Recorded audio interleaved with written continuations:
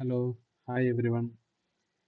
ഞങ്ങൾ ഇങ്ങനെ ഒരു ചാനൽ ക്രിയേറ്റ് ചെയ്തതിൻ്റെ മെയിൻ ഉദ്ദേശം എന്ന് പറഞ്ഞു കഴിഞ്ഞാൽ, നിങ്ങൾ ഇപ്പോഴും ട്രേഡിങ്ങിൽ ലോസ് ആണോ മെയിനായിട്ട് മേക്ക് ചെയ്തുകൊണ്ടിരിക്കുന്നത്? ഓക്കെ, ലോസ് മേക്കിംഗ് ആണോ നിങ്ങൾക്ക് ഏറ്റവും അൾട്ടിമേറ്റ്ലി നിങ്ങൾ ലോസിലാണോ? അങ്ങനെയാണ് എന്നുണ്ടെങ്കിൽ നിങ്ങൾ പ്രോഫിറ്റബിൾ ആക്കാൻ ഞങ്ങൾ ഹെൽപ്പ് ചെയ്യാം. ഓക്കെ, അതിനു വേണ്ടിയാണ്, ആ ഒരു ഉദ്ദേശത്തോടു കൂടിയാണ് ഞങ്ങൾ ഈ ചാനൽ ക്രിയേറ്റ് ചെയ്തതിൻ്റെ റീസൺ. ഓക്കെ, പക്ഷെ എന്നാലും ഞങ്ങൾ ഇതിൻ്റെ അകത്ത് 100% ഞങ്ങൾ ക്ലെയിം ചെയ്യുന്നില്ല. ഞങ്ങൾ ഇടുന്ന കണ്ടന്റ് നിങ്ങൾ കണ്ടു കഴിഞ്ഞാൽ നിങ്ങൾ 100% പ്രോഫിറ്റബിൾ ആകുമെന്ന് ഞങ്ങൾ ക്ലെയിം ചെയ്യുന്നില്ല. പക്ഷെ ഞങ്ങൾ ഇടുന്ന കണ്ടന്റും ഞങ്ങൾ പറയുന്ന കാര്യങ്ങളും അതേപോലെ തന്നെ നിങ്ങൾ ഫോളോ ചെയ്യുകയാണെങ്കിൽ നിങ്ങൾക്ക് തീർച്ചയായിട്ടും ഒരു പ്രോഫിറ്റബിൾ ട്രേഡർ ആകാം. ഓക്കെ, ഇപ്പൊ നമുക്ക് ഒരുപാട് തരത്തിലുള്ള സ്ട്രാറ്റജീസിനെ പറ്റി അറിയാം, അല്ലേ? എന്തൊക്കെ സ്ട്രാറ്റജീസ് അറിയാം? നമുക്ക് ICT, അല്ലെ? ICT സ്ട്രാറ്റജീസ് അറിയാം, SMC അറിയാം, SMC, പിന്നെ ഏതൊക്കെ അറിയാം? MSNR അറിയാം, മലേഷ്യൻ SNR,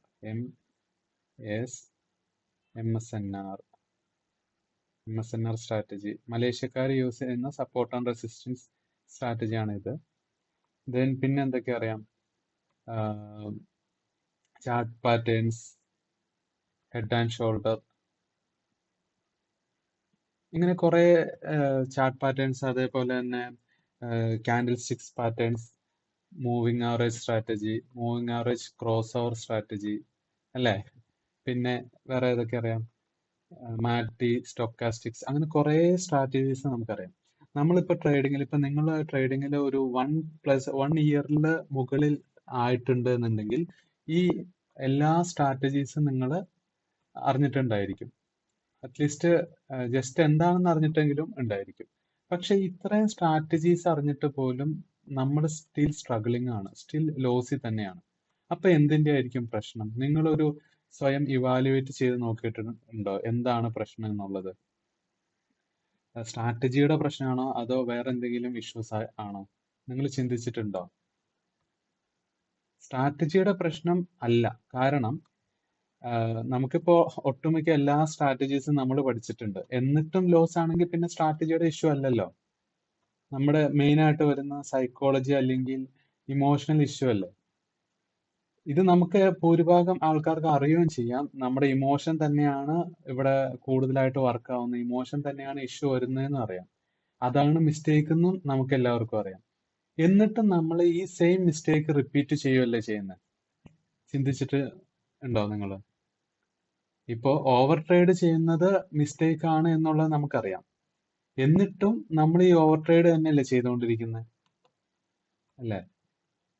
പൊസിഷൻ സൈസിങ് നല്ല രീതിയിൽ ലോട്ട് സൈസ് മാനേജ് ചെയ്യാത്തത് തെറ്റാണെന്ന് അറിയാം. കറക്റ്റ് റിസ്ക് മാനേജ് ചെയ്യാത്തത് തെറ്റാണെന്നറിയാം. എന്നിട്ടും ഇതേ തെറ്റാണെന്ന് അറിയാവുന്ന കാര്യങ്ങൾ തന്നെയല്ലേ റിപ്പീറ്റ് ചെയ്തുകൊണ്ടിരിക്കുന്നത്, അല്ലേ? ഓക്കെ, അതേപോലെ തന്നെ നിങ്ങൾ എന്തിനാണ് തെറ്റാണെന്ന് അറിഞ്ഞിട്ടും ഇതേ കാര്യങ്ങൾ തന്നെ റിപ്പീറ്റ് ചെയ്തുകൊണ്ടിരിക്കുന്നത്? എന്നിട്ട് നിങ്ങൾക്ക് എന്താണ് കിട്ടുന്നത്? അൾട്ടിമേറ്റ്ലി നിങ്ങൾക്ക് എന്താണ് കിട്ടുന്നത്? നിങ്ങൾ ലോസിലേക്ക് തന്നെയല്ലേ പോകുന്നത്? അപ്പോ എന്തുകൊണ്ടാണ് ഈ ലോസിലേക്ക് തന്നെ പോകുന്നത്? മെയിൻ റീസൺ എന്ന് പറഞ്ഞു കഴിഞ്ഞാൽ നമുക്ക് പ്രോപ്പർ ആയിട്ടുള്ള ഒരു സിസ്റ്റം ഇല്ല. Okay, we don't have any proper system. Okay, ഒരു സിസ്റ്റം നമുക്കില്ല. ഒരു സിസ്റ്റം ഉണ്ട് എന്നുണ്ടെങ്കിൽ ഈ സിസ്റ്റം ഫോളോ ചെയ്താൽ മതി. ഇനി ഇൻ കേസ് നിങ്ങൾക്ക് സിസ്റ്റം ഉണ്ട്, നിങ്ങൾക്ക് ഒരു റിസ്ക് റിവാർഡ് റേഷ്യോ ഉണ്ട്, ഡെയിലി ഒരു 2 ട്രേഡ് ആണ് എടുക്കുള്ളൂ എന്നുള്ള ഇതൊക്കെ ഉണ്ട്. ഇതൊക്കെ ഉണ്ടെങ്കിൽ പോലും നമ്മൾ ഇത് ഫോളോ ചെയ്യാറുണ്ടോ? നിങ്ങൾ നിങ്ങളുടെ സിസ്റ്റം ഫോളോ ചെയ്യാറുണ്ടോ? നിങ്ങൾ നിങ്ങളുടെ സിസ്റ്റം ഫോളോ ചെയ്തു കഴിഞ്ഞാൽ നിങ്ങൾ പ്രോഫിറ്റബിൾ ആയിരിക്കും. 100% ഉറപ്പാണ്.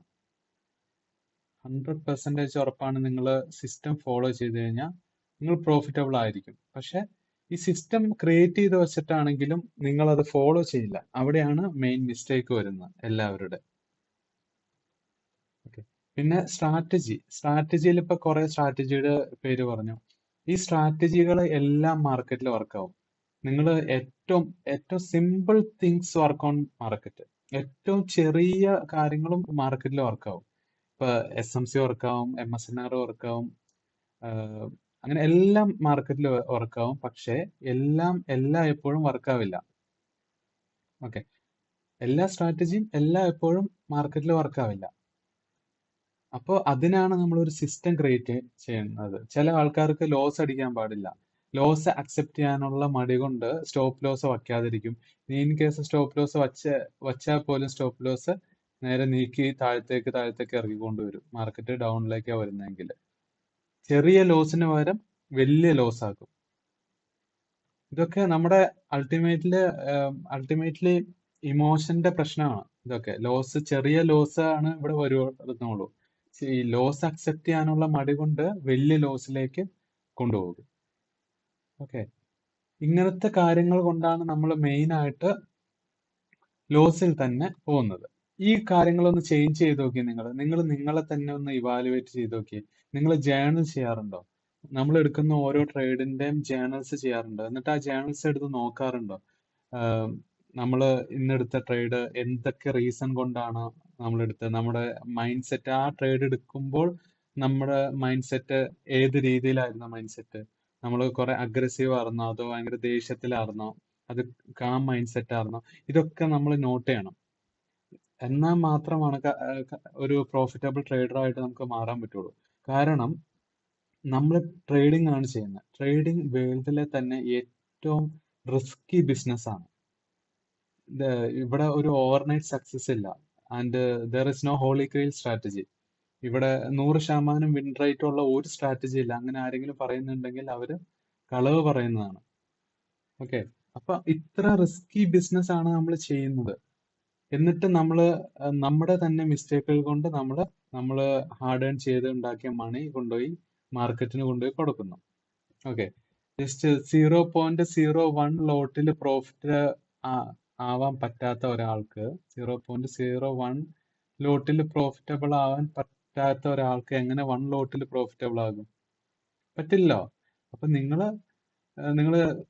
ലോസ് മേക്കിംഗ് ആണ് എന്നുണ്ടെങ്കിൽ ചെറിയ എമൗണ്ട് റിസ്ക് വെച്ച് സ്റ്റാർട്ട് ചെയ്യും.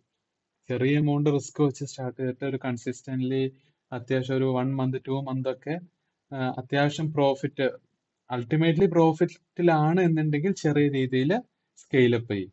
അല്ലാതെ 0.01 പ്രോഫിറ്റ് ആണ് എന്ന് പറഞ്ഞ് നേരെ 1 ലോട്ടിലേക്ക് കൊണ്ടുപോയി ജമ്പ് ചെയ്യാൻ പാടില്ല. ഓക്കെ, പിന്നെ അതേപോലെ തന്നെ പല ഇൻസ്റ്റിറ്റ്യൂഷനും കോഴ്സിന് ഈടാക്കുന്ന ഫീസ് എന്ന് പറഞ്ഞു കഴിഞ്ഞാൽ 50,000 ഒക്കെയാ. 50,000, 60,000 അങ്ങനെയൊക്കെയാണ് ഒരു കോഴ്സിന് അവർ വാങ്ങിക്കുന്നത്. ഓക്കെ, ഫീസ് എന്താണെങ്കിലും വാങ്ങിക്കണം. കാരണം അവരുടെ നോളജ് ഇതിൻ്റെ അകത്തുണ്ടാവും. പിന്നെ അവരുടെ ടൈം നമ്മൾക്ക് വേണ്ടി ഇൻവെസ്റ്റ് ചെയ്യുന്നതാണ്. അപ്പൊ നമുക്ക് ഒബിയസ്ലി എന്തായാലും ആ ഒരു ഫീസ് വാങ്ങണം. പക്ഷെ ഈ 50,000 എന്ന് ഒക്കെ പറയുന്നത് ഇച്ചിരി വലിയ ഫീസ് അല്ല. നിങ്ങൾ ചിന്തിച്ചിട്ടില്ല, ഇന്ന് കേരളത്തിലെ പ്രമുഖരായ പല കോഴ്സ് സെല്ലിങ്, അവരുടെ മെയിൻ ഉദ്ദേശം കോഴ്സ് സെല്ല് ചെയ്യുക എന്നുള്ളതാണ്. ട്രേഡിങ്ങിലുപരി കോഴ്സ് സെല്ല് ചെയ്യുന്നതാണ് അവരുടെ മെയിൻ ഉദ്ദേശം. അപ്പൊ ഇവർ കോഴ്സ് സെല്ല് ചെയ്താണ് മെയിനായിട്ട് ഫണ്ട് ഉണ്ടാക്കുന്നത്.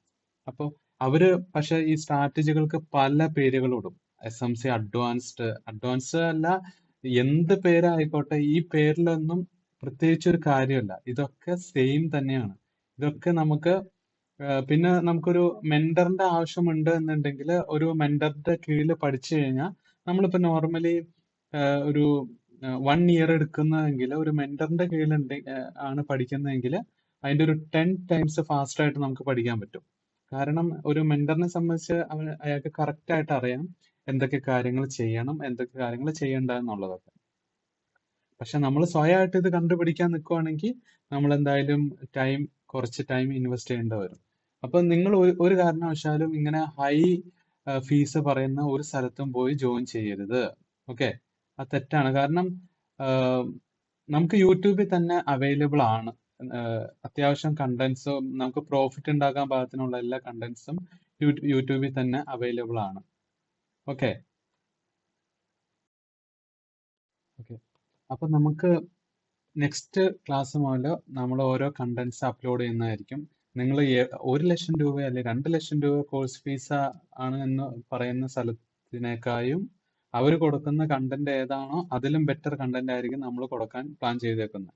കാരണം നിങ്ങൾ ഫസ്റ്റ് തന്നെ മനസ്സിലാക്കുക, ഇങ്ങനെ ഓരോരോ പേരിട്ട് വരുന്ന സാധനം ജസ്റ്റ് ഒരു പ്രൊഡക്റ്റ് മാത്രമായിരിക്കും. ഓക്കെ, ജസ്റ്റ് വെറുതെ ഒരു പ്രൊഡക്റ്റ് സെല് ചെയ്യുന്നത് മാത്രമായിരിക്കും. ഈ പേര് കാണുമ്പോൾ നമ്മൾ സ്വാഭാവികമായിട്ടും അതിൻ്റെ അകത്തൊക്കെ അട്രാക്ട് ആവും എന്നുള്ളതാണ്. ഓക്കെ, ഇതിന്റെ ഒക്കെ അൾട്ടിമേറ്റ് ഒന്ന് തന്നെയാണ്. ഇപ്പൊ SMC എന്ന് പറഞ്ഞു കഴിഞ്ഞാൽ SMC തന്നെയാണ്. അതിന്റെ പേര് മാറ്റി എന്ന് പറഞ്ഞിട്ട് കാര്യമില്ലല്ലോ. അൾട്ടിമേറ്റ്ലി SMC തന്നെയാണ്. Order block, breaker block, market structure, ഇതൊക്കെ തന്നെയാണ് ഇവര് പഠിപ്പിക്കുന്നത്. ഓക്കെ, അപ്പോ എന്തായാലും നെക്സ്റ്റ് വീഡിയോ മുതൽ നമുക്ക് ഓരോ കണ്ടന്റ് SMC ആയിരിക്കും ഞങ്ങൾ ചെയ്യാൻ പോകുന്നത്. അപ്പോൾ അടുത്ത വീഡിയോ മുതൽ ഓരോ കണ്ടന്റ് തരുന്നതായിരിക്കും. ഓക്കെ, അപ്പൊ ഹാപ്പി ട്രേഡിംഗ്. ബൈ.